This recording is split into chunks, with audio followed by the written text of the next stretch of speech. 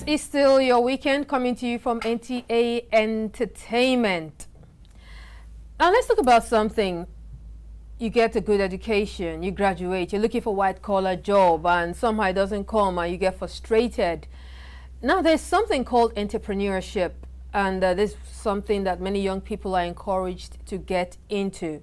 Well, I have with me on set a young man who is a young entrepreneur. He's doing so much for himself. He's breaking boundaries and exceeding it.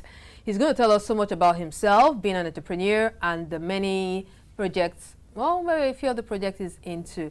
All right, help me welcoming on set, Chuma Anagbado. I hope I'm right. You are very correct. I'm very correct. Just Good. replace the L and exactly the N. with okay, yeah, well that's it. Chuma is a co-founder of Mbari Uno. Mbari Uno. Mbari Uno.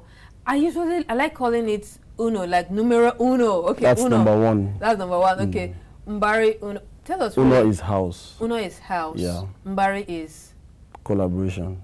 Okay, so like a house of a place of different minds.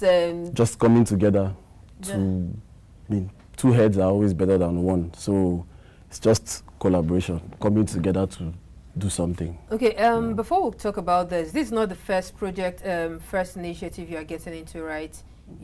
After school, you have been involved in some other things. Did you look for a white-collar job? Did you wait for the government to give you a job?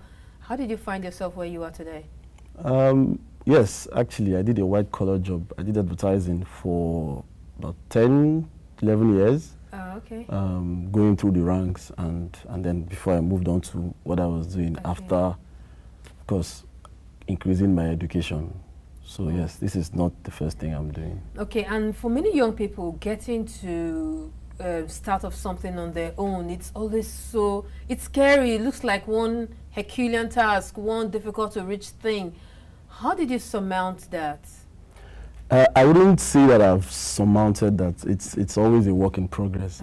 Like they say, entrepreneurship is like jumping off the cliff, and then while you're falling down, you figure out how you are going to do the parachutes, how you're going to land. But sometimes pretty much you crash. When you crash, what do? You start again. You climb up the cliff and jump again.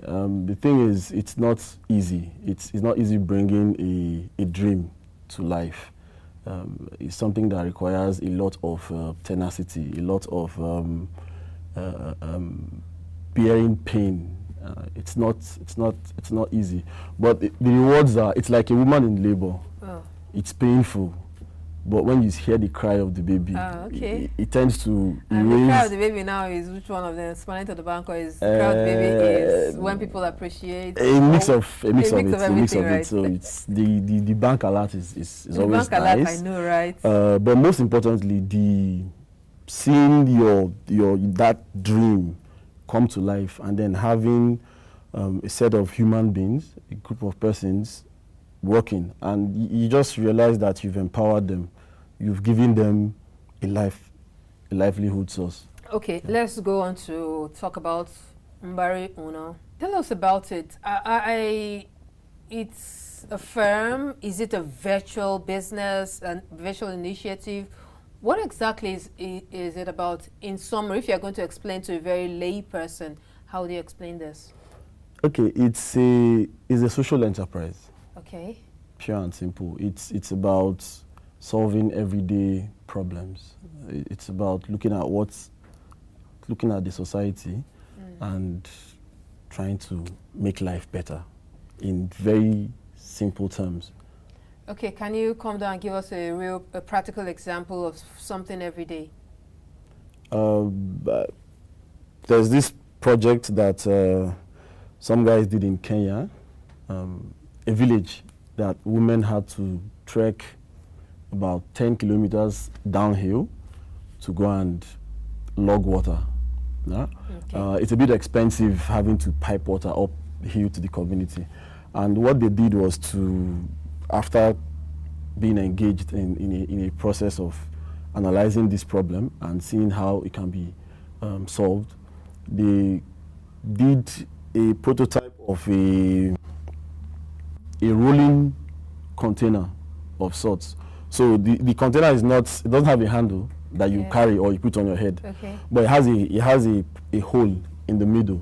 Okay. So they kind of connected a pipe, okay, and then they just drag it along. So the container itself becomes the tire. Okay. Now this makes it easy for somebody that is not very physically strong to just drag it up the hill. Okay. And the amount of water it could carry was actually like 5 times what one person can carry on their head. Okay. And you see that kind of engagement is what we call what it's social enterprise. It's solving problems. So how does really. that come into Mbari Uno? Mbari Uno becomes the platform that allows for this kind of thing to happen, for this kind of products to be created, for this kind of solutions to be developed. From the much you've said, what you're doing seemed to key into the government's agenda of finding solutions to social problems. I think part of the SDGs, the Sustainable Development Goals. Not just the government, the United Nations Sustainable Development Goals, particularly looking at the ones that address housing problem. African population is rising, so there's clearly a housing problem facing us. Okay. There's the other one that addresses sustainable living and all of that. So it's something you don't want to overlook. It's very needed. Okay, so if someone wants to get to meet you to make more inquiries or to collaborate or to be part of your initiative, how does one do that? Oh, there are several ways. There's a website which we have now. Ultimately, there would be physical spaces where people can actually walk in and then just get to have access to a lot of tools and stuff that they will need to do. Are this there thing. hubs that where we can come, where we meet like minds like this? I would run from the word hubs, 'cause hubs tends to move our mind in a certain direction of tech and all of that. But let's call it a space, a platform, okay. a place where you can go and you are able to innovate. You are able to, just think through stuff, not having to let people do things for you. That it's a place that creates this mindset that people will now start thinking, okay, I can solve my problems. Yes, the government has a role to play in our lives. We contribute and they bear that responsibility. But beyond that, we also need to start walking the talk. So that's what it is about. It's about human development, it's about capacity development, it's about empowerment. Okay, so this House of Collaboration is about empowerment on social issues. Let's look at it this way. I have an idea. I just have the idea, the thoughts on how to actualize something, but I really don't know how to go about it. I want to provide water in a rural community. I know they don't have water far away. I have the idea, I know I want to do this, but I'm blank on how to go about it. Can you help me? Okay, so we have this project we call the Open Labs.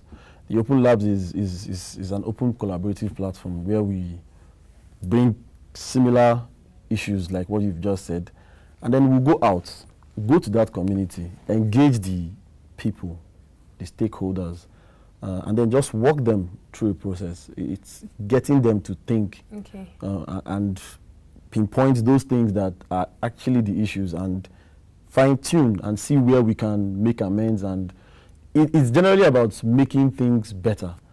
And when you involve the persons that are the recipients, like the users, as we call them, it's almost a win-win, because from the get-go, they are part of it. You get to feel their punch. They wear the shoes, so they know where it pinches them.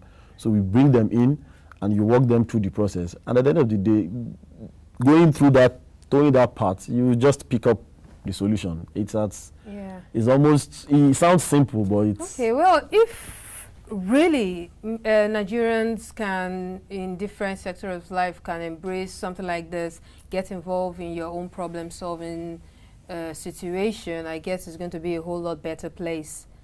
So one final word from you, Chuma. Any takeaway? I would say never say never. Never say never. never. Say never. Nothing is impossible. Once you think it, you can do it. All right, thank you very much. I wish you good luck in this and any other project you might be involved in. Appreciate it. All right, I've been talking with the co-founder of Mbari Uno, Chuma, and he's told us so much about what they do and how you can be part of your solution-solving situation. The program continues in just a moment.